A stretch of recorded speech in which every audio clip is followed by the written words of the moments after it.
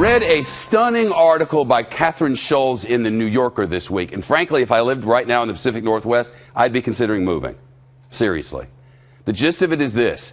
The federal government estimates 13,000 Americans will die in a major earthquake and tsunami in the Pacific Northwest. It's not a question of whether, but when. This earthquake is coming, and it's overdue. Consider that the magnitude 9.0 earthquake in Japan just a few years ago, remember that? Killed more than 15,000 people in the north of Japan and injured thousands of others.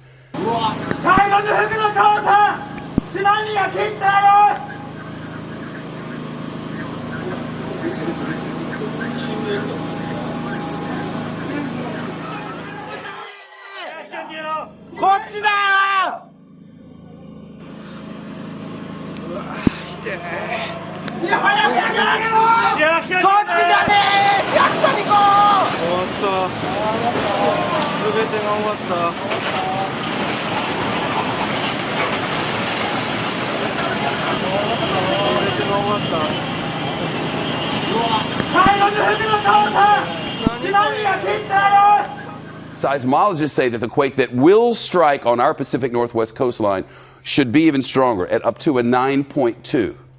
They call such a quake a margin rupture quake, and it's every bit as bad as it sounds. Here's the reason for it. Our entire continent sits on the North American tectonic shelf, right? Plate, I should say.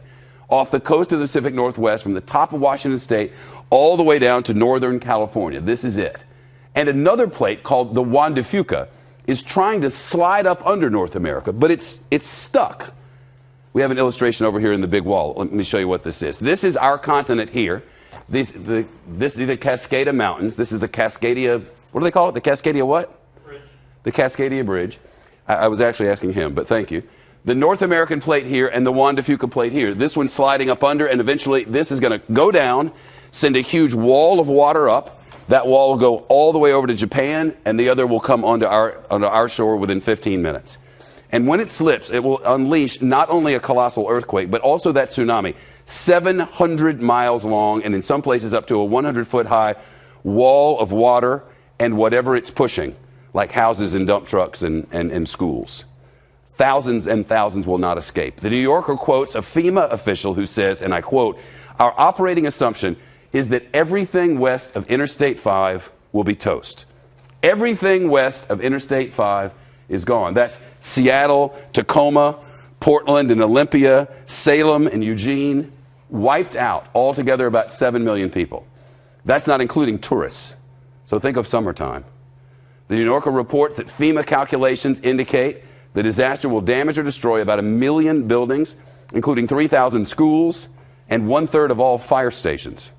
And perhaps the worst part of all of this, these sorts of earthquakes happen at regular intervals in exactly this part of the world, have forever.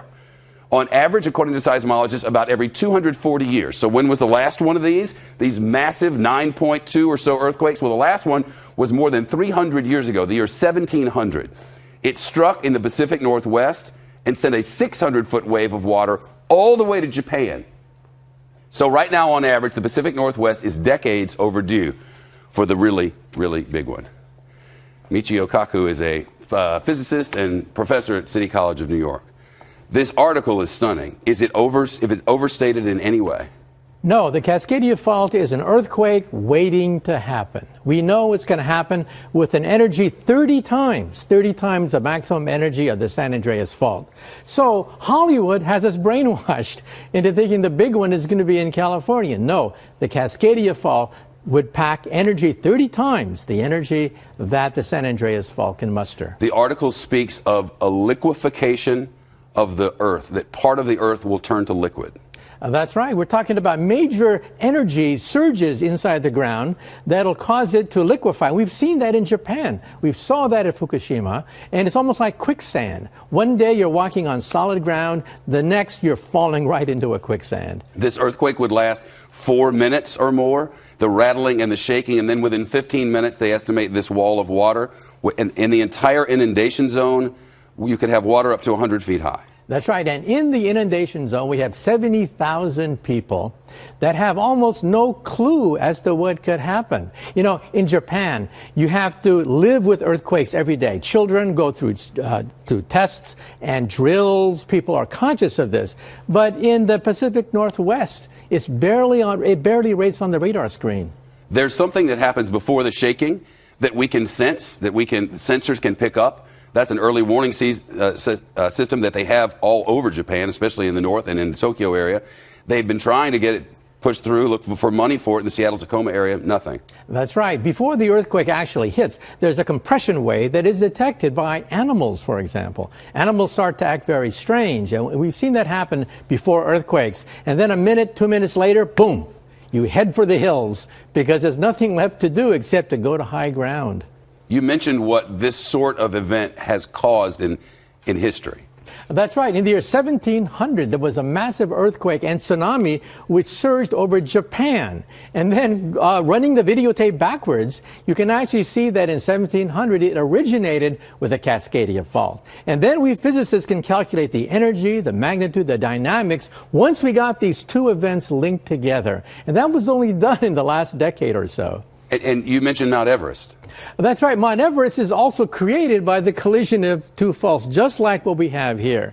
The one fault going under, the other fault going over, and that created the Himalayan mountains. That created Mount Everest. That's the power packed by the subduction zone earthquake.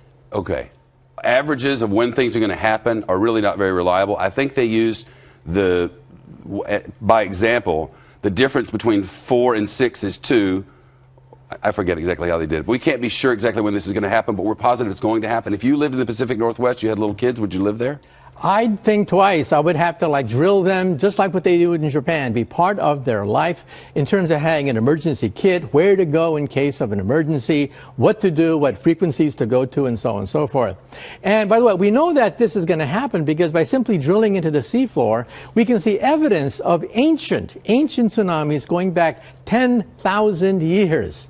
And we've There known have been that how many over that period? 41, which means that the time between the cycles is about 240 years. Wow. And it's been 315 years since the last big one. Now, of course, this is not rigorous, it's not absolute. But according to this figure, we could be overdue for another big one. Yeah, by many decades. It's nice to talk to you. Thank you. Really weird and scary. That's right. And, you know, within the lifetime of some of our viewers, they may see Seattle and Portland destroyed. It's a great article at the New Yorker. It's in this month's edition, and spectacularly well written. And the facts that go along with it they're really sort of mind-numbing. See you soon. Thank you.